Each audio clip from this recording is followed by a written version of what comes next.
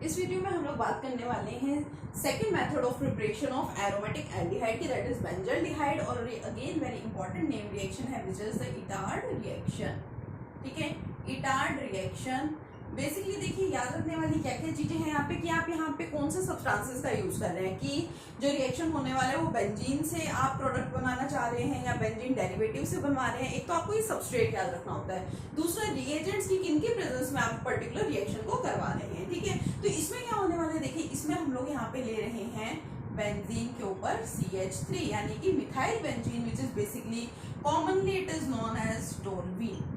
ठीक है, अब इसका रिएक्शन किससे करवाना है, हमें इसका रिएक्शन हमको करवाना है CrO2Cl2। Now what is this CrO2Cl2? It is chromyl chloride. Chromyl chloride हम लोग इसको बोलते हैं। ठीक है, what is this? It is chromyl chloride.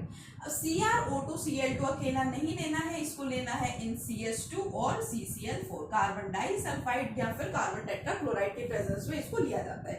तो देखिए यहाँ पे होगा क्या, यहाँ पे डायरेक्ट प्रोडक्ट यानी कि बेंजल्डिहाइड बनने से पहले बनता है एक intermediate substance, intermediate complex compound which is very unstable, which further dissociates for the formation of your main product that is the benzaldehyde। ठीक है, तो अब मेन यहाँ पे सबसे पहले सीखने वाली बात ये है कि हमें देखना है कि जो हमारा इंटरमीडिएट है वो बनेगा कैसे। एक्चुअल में यहाँ पे जो आपका क्रोमाइल क्लोराइड है इसके दो मॉलिक्यूल्स को लिया जाता है। ठीक है, और अगर मैं इस CH3 को ऐसे ना लिख करके ऐसे लिख दूं, first hydrogen, second hydrogen and third hydrogen, तो इसमें कोई प्रॉब्लम नहीं है ना। मैंने तीनों हाइड्रोजन बॉन्ड्स की तरह से एक्सपेंड करके मैंने यहाँ पे दिखा दिए। अब अच्छे से सीखिए यहाँ पे इंटरमीडिएट प्रोडक्ट कैसे बनेगा। देखिए आपका बेंजीन, ठीक है, बेंजीन के ऊपर एक कार्बन एज इट इज और एक हाइड्रोजन को आप ऐसे का ऐसा ही लगे रहने दीजिए। ठीक है, अब देखो यहाँ पे बनेगा बॉन्ड कार्बन के साथ, कौन कंबाइन होगा, ये कंबाइन होगा, है ना। इसको हमने इसकी प्रेजेंस में लिया है, तो मेन रोल यहाँ पे इसका है क्योंकि हम इसके दो मॉलिक्यूल्स को ले रहे हैं। तो ये इसके साथ अटैच किस तरह से होगा आकर के देखिए, CrO2Cl2। इधर से सबसे पहले इसको हटा देंगे, सबसे पहले ऑक्सीजन को यहाँ से उठाएंगे और इसको लिख देंगे। ठीक है, ऑक्सीजन के बाद लिखेंगे क्रोमियम, फिर उसके बाद लिखेंगे Cl2, और देखो यहाँ पे है, अब Cl2 है, इसको तो मैंने एक साथ लिख दिया Cl2, बट ऑक्सीजन के भी तो दो एटम्स थे ना, मैंने अभी सिर्फ एक एटम लिया है ऑक्सीजन का, दूसरा एटम कहाँ गया, दूसरा ऑक्सीजन एटम। अब ये देखो यहाँ पे मैंने CH को एज इट इज लिख दिया, दो हाइड्रोजन एटम्स तो अभी भी है, तो एक ऑक्सीजन एटम जो यहाँ पे बचा है ये इस हाइड्रोजन के साथ हो जाएगा कंबाइन, और हम उसको क्या लिख देंगे, OH।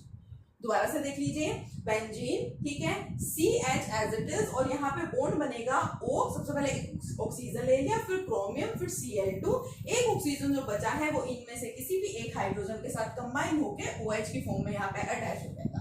अब ये जो ऊपर बना है सेम यही एज इट इज आप नीचे और लिख देंगे। दो बॉन्ड यहाँ पे बनेंगे क्योंकि एक तो यहाँ पे इसके भी दो मॉलिक्यूल्स यहाँ पे प्रेजेंट हैं।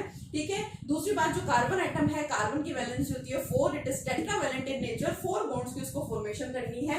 एक बॉन्ड उसने रिंग के साथ बना रखा है 1, ये सेकंड बॉन्ड, ये थर्ड एंड ये 4, 4 बॉन्ड यहाँ पे बन गए हैं। अब ये जो बना है it is intermediate brown colour complex होता है ये, तो इसको क्या बोल सकते हैं, ब्राउन क्रोमियम कॉम्प्लेक्स।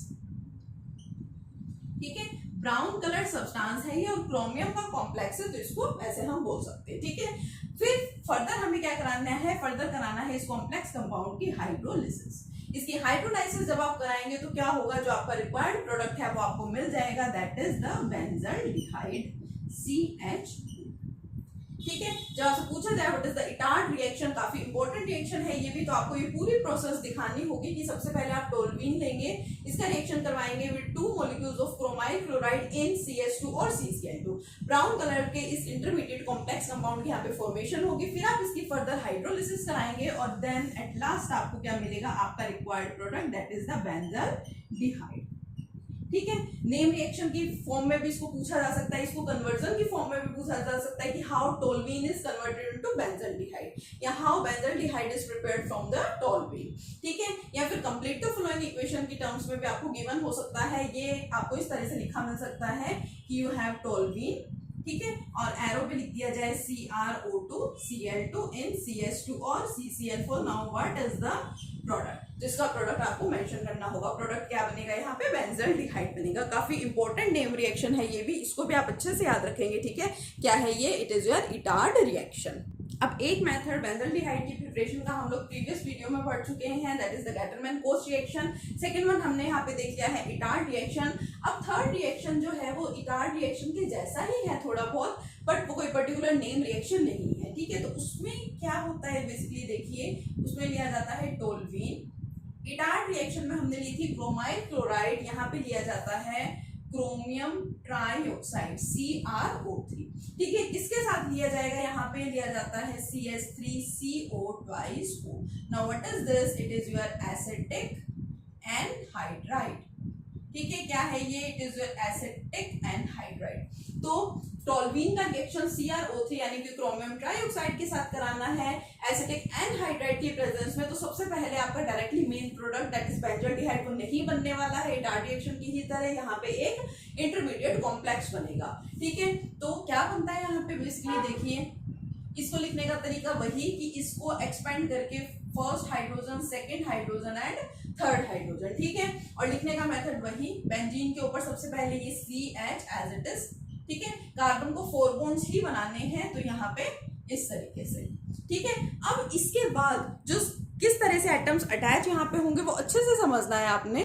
तो यहाँ पे देखिए क्या होने वाला है, जो इटार्ड रिएक्शन था उसमें हमने यहाँ पे क्रोमाइल क्लोराइड के 2 मॉलिक्यूल्स लिए थे, क्रोमियम भी आपके पास अच्छे खासे अमाउंट में प्रेजेंट था। अब यहाँ पे CrO3 है सिर्फ इसकी प्रेजेंस में, और ये रिएक्शन होता भी है 273 से 278 केल्विन टेम्परेचर पर, ठीक है। तो यहाँ पे देखिए क्या बनता है, सिंपल सा आप याद रख सकते हैं, ये यहाँ पे बहुत स्मॉल अमाउंट में प्रेजेंट है, ये सोच के चलिए, ठीक है। तो क्या बचा यहाँ पे नीचे O, एक ऑक्सीजन है, एंड ये क्या है आपका COCH3, तो ये आपका as it is OCOCH3 as it is same to same, इसी को उठा करके नीचे लिख दीजिए OCOCH3। ये आपका एक इंटरमीडिएट कंपाउंड यहाँ पे फिर से बन गया है, जैसे कि इटार्ड रिएक्शन के केस में बना था, सेम यहाँ पे इंटरमीडिएट बना है।